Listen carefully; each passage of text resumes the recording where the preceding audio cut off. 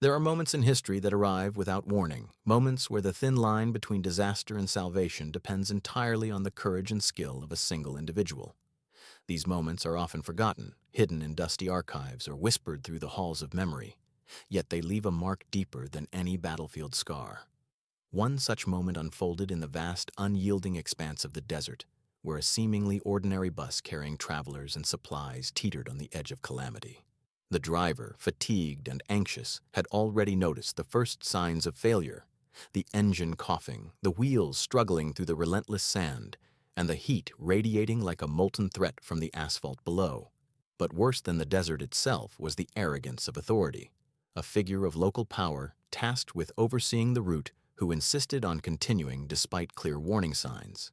The passengers, a mix of merchants, students, and ordinary townsfolk, felt the tension mounting. Panic whispered through the bus like a venomous wind, yet no one dared to challenge the man in charge. Amid this quiet desperation, a figure emerged from the shadows of ordinary expectation. He was retired, his army years long behind him, yet his instincts were honed sharper than the desert's merciless winds. He was not boastful, nor did he seek recognition, but his eyes betrayed the precision of a mind trained for exactitude. Where the authority figure relied on bluster and intimidation, this officer relied on discipline and intuition. Every movement he made, every calculation he considered, was precise, almost imperceptible.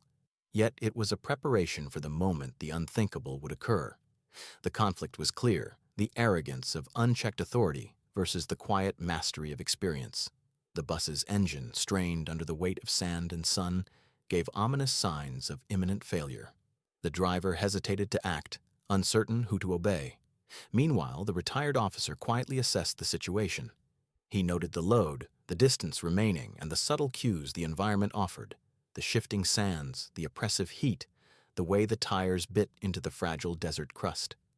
In this vast, open arena, only one factor could tip the balance between catastrophe and salvation: decisive action informed by skill, not ego. Then it happened. A sudden jolt, a metallic shriek of stress from the front axle, sent the passengers into immediate panic.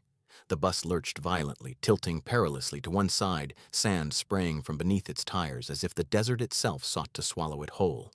The authority figure shouted orders, but his voice was meaningless against the mechanical reality before them. Fear gripped everyone, time slowed, and the world seemed to hold its breath. The retired officer acted. In a fraction of a second, he assessed the angle, the momentum, the failing hydraulics of the steering system.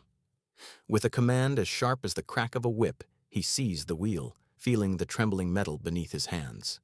The bus shuddered violently, and the heat of the engine threatened to ignite panic in the hearts of all aboard. Then, with an almost surgical precision, he shifted his weight, modulated the brakes, and countered the slide. Tires groaned against the sand. The engine groaned under pressure. But the officer's movements were flawless, each adjustment a whisper of authority the bus could not resist. Passengers clutched seats and rails, eyes wide, as the vehicle stabilized inch by inch. A final, decisive maneuver, turning the bus at the perfect angle and easing the throttle, sent it sliding smoothly onto firmer ground. Silence fell, the kind of silence that follows an earthquake or the crack of a gunshot. The authority figure, usually the embodiment of command and pride, froze. His mouth opened, no words forming. Shock had replaced arrogance.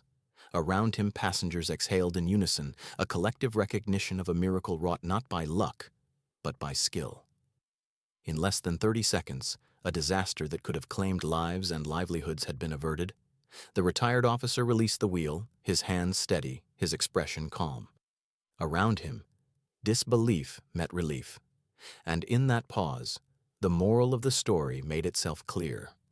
Expertise, tempered by humility, will always triumph over bluster untempered by knowledge. The desert sun had barely shifted when the magnitude of the event began to settle in. The authority figure, once the unquestioned master of the road, now found himself confronted by the glaring truth of his limitations. For hours he had wielded fear as a weapon, issuing commands that ignored reality and expertise. Now, rendered silent by the officer's intervention, he confronted a truth he could not deny. Arrogance cannot withstand competence. Passengers whispered among themselves, exchanging glances filled with awe. Mothers clutched their children, merchants steadied their fragile cargo, and the driver, once trembling, stood in quiet gratitude, finally able to breathe. The retired officer simply surveyed the scene, noting minor damages and offering calm reassurance, a reminder that crisis could be contained without chaos if approached with clarity. A superior, called to witness the aftermath, arrived just as the bus continued its cautious journey through the desert. He observed the passengers, the stabilized vehicle, and finally, the two men at the center of the ordeal.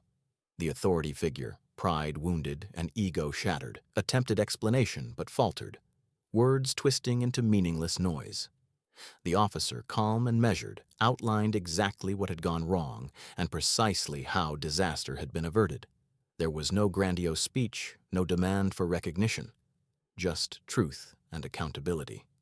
"The desert does not yield to authority," the officer said softly, yet every word carried weight. "It responds to skill, judgment, and respect for forces beyond our control." The moral was not lost on anyone present. For the authority figure, it was humiliation, a sharp, instructive lesson that no title could replace competence. For the passengers, it was clarity. In moments of extreme danger, the person who remains calm, observes, and acts wisely will become the unseen hero. For the retired officer himself, it was a quiet affirmation. Decades of discipline and training have their purpose beyond the battlefield, in moments where lives hang in the balance, often unrecognized but never inconsequential. Over the following hours, the story spread along the desert route. The bus, once a symbol of vulnerability, became a testament to the principle that experience and humility could defy fear and arrogance. The authority figure, now humbled, watched as respect shifted not toward his title, but toward the quiet man who had saved them all. The passengers spoke of the event for days afterward, recounting it to friends and relatives with reverence. "If not for him," they would say, "we would not have made it." And in every recounting, the same lesson surfaced. In the confrontation between raw authority and measured skill, skill guided by virtue will always prevail. Years later, the incident remained a quiet legend among those who traveled the desert route. The bus was long replaced, the authority figure retired, and the passengers scattered across towns and cities. But the story endured. In local taverns and small markets, whispers recounted the moment the retired army officer saved a bus teetering on the brink of disaster, turning panic into relief with nothing but his knowledge, precision, and calm presence. The officer himself rarely spoke of it. He had learned long ago that true heroism seeks no audience. Yet the tale persisted, not merely as a story of survival, but as a moral lesson passed through generations. That courage alone is not enough, nor is position or rank sufficient to command respect. True authority arises from competence, tempered with humility, exercised when it matters most.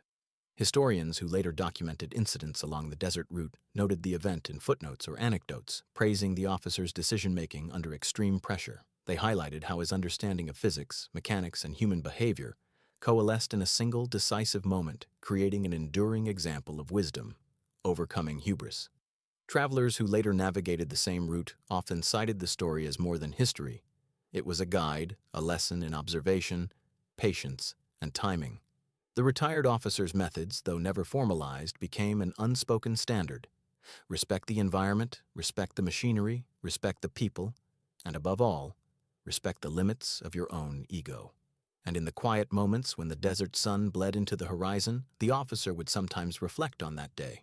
He had saved lives without desire for reward, corrected arrogance without confrontation, and in doing so, left behind a legacy far greater than medals or accolades. He often said in moments of reflection with younger travelers or students, words that became the closing echo of his story. "Titles can command attention, but skill commands survival. Remember this, and arrogance will never touch you." It was a lesson, a legend, and a guiding principle, a moral fable for anyone who believes that strength alone can conquer adversity. And in that enduring truth lies the power of history, to teach, to inspire, and to remind us that the quiet hand of experience can alter the course of events in ways the loudest voice never could. Don't forget to like, comment, and subscribe for more powerful stories from Histofy.